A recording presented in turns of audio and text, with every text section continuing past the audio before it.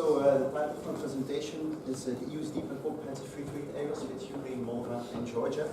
A new generation of EU trade agreements. Now why are these agreements important to look at, in my opinion?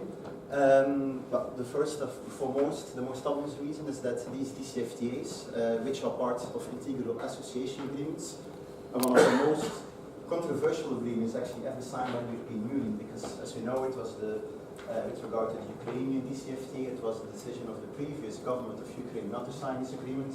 That triggered the Maidan Revolution. The Maidan Revolution triggered, of course, all these conflicts and events in eastern Ukraine, the conflict between the EU and Russia with regard to the situation in Ukraine, and so on. On the other hand, these agreements are also seen as one of the most ambitious and far-reaching free trade agreements ever concluded by the European Union. Actually, this is just a quote of former Trade Commissioner Karel De Gucht, who explicitly stated that the DCFTA with Ukraine is one of the most ambitious deals of its kind ever negotiated by the EU in terms of economic integration. And last but not least, what makes these agreements really interesting is that they are one of the most complex and comprehensive agreements ever signed by the EU. If you look at the association agreements, for example, with Ukraine, it runs more than 2,000 pages in the official journal. It has 46 annexes, and therefore it's a really complex agreement, which is good for lawyers, but which does not make it really easy to implement, especially for the partner countries. Now, so it's quite challenging to unravel these DCFTAs in 11 minutes now, I think. So I will try to, in order to see the wood for the trees, I will just briefly focus on the objectives and the current status of those agreements. Then some commentaries on the key features of these DCFTAs, the innovative features. And then the scope and the contents of the DCFTAs, what's actually new. Okay, so with regard to the genesis and the objectives of those agreements, the DCFTAs were developed in the framework of the neighbourhood policy, which was of course the policy established by the European Union in 2003, 2004, as a reaction to the Big Bang enlargement. And with regard to the trade-related objectives of the NP, the initial objectives were quite vague. Initially, the Commission stated that it wanted to offer the partner countries a stake in the internal market, which was quite vague, but in the end, this was further developed into the conclusion of deep and comprehensive free trade areas. The initial Commission document, communication, the documents on the NP or on those DCFTAs made it clear that the ambition of the EU was to conclude really comprehensive free trade areas, but going beyond mere tariff dismantling and include all the global Europe areas or new global Europe areas such as competition, public procurement, and so on. And also, this was already outlined in the first communications, that the Commission had the idea to really integrate those three countries in the internal market on the basis of legislative approximation, which is quite new. So those DCFTAs were offered as an integral part of broader association agreements to Ukraine, Moldova and Georgia. Actually also an agreement was initialed with Armenia, but in the end Armenia chose to join the Eurasian Customs Union. And last year, of course, after the political and geopolitical events in Ukraine, the association agreements and DCFTAs were signed with Ukraine, Moldova and Georgia. The association agreements are mixed agreements, because the association agreements cover elements which do not fall under the EU competence, but still under the competence of the member states. So this implies that they will require long ratification procedures, because all the member states have to ratify these agreements. But there's of course a classical trick to provisionally apply parts of the association agreements, and with regard to Moldova and Georgia, almost the entire DCFTA, with the classical exception, for example, on criminal enforcement of intellectual property rights, but I think 90% of the DCFTAs already are being provisionally applied since the 1st of September for Moldova and Georgia. And for Ukraine it's a bit more complicated, because under Russian pressure, the EU and Ukraine, and actually also Russia, decided to postpone the provisional application of the DCFTA until the 1st of January 2016. However, in order to support Ukraine in its current political and economic situation, the EU already decided last year to unilaterally apply a part of the DCFTA. The tariff section, so the traditional part of the DCFTA, tariff and goods, is unilaterally applied by the European Union through autonomous trade measures. And these autonomous trade measures will continue until the provision application will start, which is now expected to start on the 1st of January 2016. Okay, so the key features of the DCFTAs. What is the key objective of the DCFTAs? If you look to the first article of the association agreements with Ukraine, Moldova and Georgia, it is explicitly stated that the DCFTAs must lead to Ukraine's or Moldova's or Georgia's gradual integration in the internal market. And this is quite new. No FTA ever concluded by the EU has such an objective to actually integrate those countries in the EU internal market. However, it does not go as far as the EEA, which has a specific homogeneity objective, which is of course quite sui generis agreement which integrates the EFTA states minus Switzerland in the internal market. So the DCFTAs do not go as far as the EEA, but nevertheless it's something in between, in any case the objective. Now what is deep and what is comprehensive? The comprehensive element is quite clear. So the DCFTA does not only cover trade, or the DCFTAs do not only cover trade in goods, like the traditional scope of the free trade area, but also include all these global Europe agenda issues such as competition, services, public procurement, energy. Now this comprehensive dimension as such is not new, as already was made very clear in the overview of Mr. Nielsen. So just to give you an idea, this is the association agreement, and the DCFTA is only one chapter or one title of the association agreement. However, I think if you would count it in pages, it's 80 or 90% of it, actually the entire association agreements. And this then is here the entire DCFTA. And if you look to the structure of the DCFTAs, actually it's quite comparable to, for example, the Korea FTA. The titles are quite similar. You see the traditional part of the DCFTA, which is trade in goods, but also public procurement, competition, intellectual property rights, all these post-global Europe trade areas. Now, what is deep? This is a bit more complex, and in my understanding, the deep element of the DCFTAs refers actually now to this actual integration in the internal market on the basis of legislative approximation. So the DCFTA includes numerous provisions which oblige those countries to approximate in their domestic legal order a selection of EU legislation, which is annexed to the agreement. It's binding, so it goes beyond the best endeavors clauses, which was included in previous agreements. And this must lead actually to the integration of those countries in the internal market in several areas. This is unique. It's of course not realistic or feasible to do this with other trade partners. I will explain this further on. And this brings or triggers one key challenge, and this is of course how to ensure the uniform interpretation and application of the acquis. So Ukraine is obliged to implement this domestic legal order selection of EU acquis, which needs mechanisms to ensure that this is done in a consistent way, as uniform as possible as within the EU. So the agreement includes several procedures, for example, to catch up with the developments of the EU acquis. Approximating to the EU acquis is of course a moving target.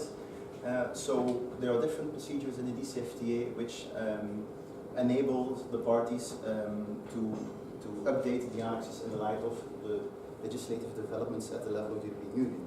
Also, how to ensure a uniform interpretation. There are several provisions in the DCFTA which oblige Ukraine to approximate a certain set of EU legislation in the light of the case of the Court of Justice, which is quite far-reaching. So these are, of course, all new elements.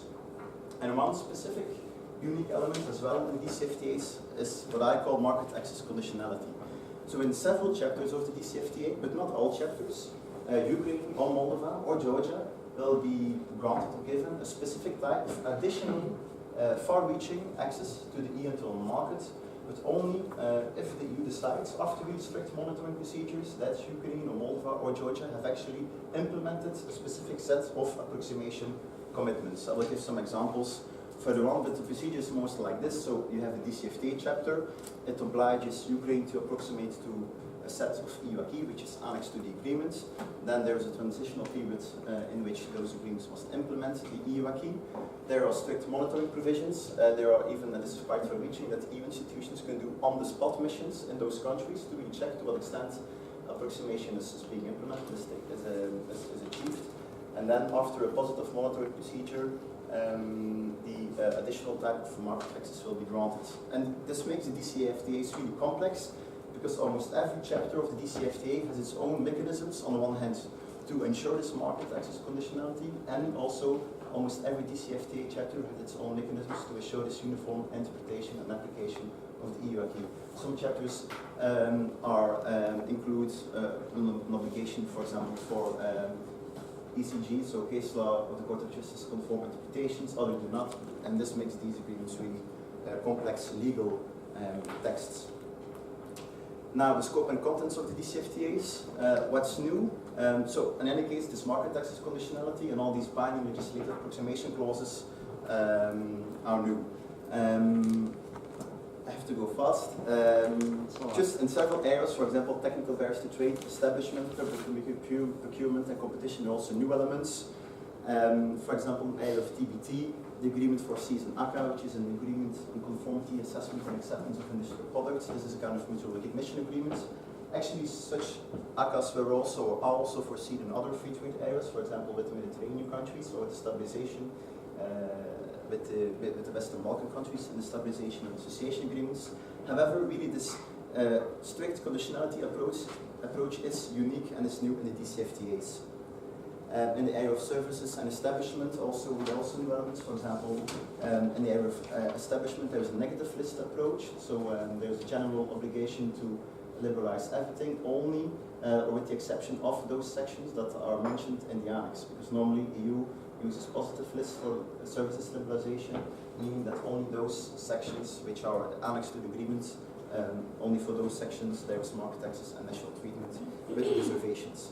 And this, it will be my last example because I have to proceed. This is actually an example also of really far-reaching integration in the internal market. If Ukraine approximates, or Moldova or Georgia, to a specific set of EU legislation in the area of financial services and transport services, those countries will be granted internal market treatment, which, according to the agreement, is that the juridical persons of Ukraine will have the same freedom of establishment and will be able to provide services in the EU as juridical persons of EU member states. This is quite far-reaching. However, this internal market treatment, in the light of market access conditionality, is not offered on a silver platter. There is a strict market access conditionality, and there are also really far-reaching mechanisms to ensure this uniform interpretation and application of the acquis, which actually copy-pastes some provisions of the EEA agreement. The same with public procurement, also a far-reaching market access is there foreseen, but with this quid pro quo. Competition and has also specific new elements which go a bit further than the last FTAs with, for example, Korea or Central America. And of course, this is quite unique and new, there is an entire chapter on trade-related energy. This, of course, has to be seen in the light of the role of Ukraine as a transit country for Russian gas and in this Russian triangular situation between the EU, Ukraine and Russia. I will not explain the details, but for example, it's to do with pricing, customs duties, and so on. Now, this is maybe a bit legal, nevertheless I think it's really important, and it's the last element that I want to mention. The dispute settlement mechanism in the DCFTA is actually quite similar to the one, for example, in Korea, Colombia, Peru, which builds on the WTO dispute settlement understanding. However, there is one new specific legal element, and that is that the arbitration panel is obliged to ask the Court of Justice for a preliminary ruling when there is a dispute on the interpretation of the EU acquis. And the reason for that is, of course, that imagine that the arbitration panel would have the competence to make a binding interpretation on the EU acquis, which is incorporated in those agreements. That would really go against the autonomy of the EU legal order, because in the EU, of course, only the Court of Justice has the exclusive competence to make binding interpretation of EU law. But in the end, to what extent this will be used in practice, that is, of course, still to be seen. So to conclude, are these DCFTAs unique FTAs? You could say that the structure and the comprehensive scope actually is quite similar to the global FTAs. However, on the one hand, you have all these binding legislative approximation clauses linked with these procedures to ensure uniform interpretation and application of the EU acquis. This is new. Second, this market access conditionality is really unprecedented, and this specific forms or types of integration in the internal market, for example, in the area of services, as I just mentioned. And there are specific new innovations in the area of energy and so on. Now, my last slide. Is the key objective of integration in the internal market realized? You can conclude that the DCFTAs are really far-reaching. They will achieve almost full liberalization for almost all goods. and they significantly liberalize and facilitate trade in all the other trade-related areas. However, the actual integration in the internal market is limited only to specific sections, for example, in medical services, and moreover, it's really conditional on legislative approximation. And this conditionality approach really illustrates that the EU is very cautious to integrate third countries in the internal market who are not as developed as, for example, EFTA members are in, for example, the context of the EEA. Yeah, I have some other slides, but I think I can keep that for maybe the Q&A. Thank you very much. So we'll move straight to the next presentation from Katharina Meissner from the European University Institute, who is presenting a paper entitled, or at least in the program entitled, Living in a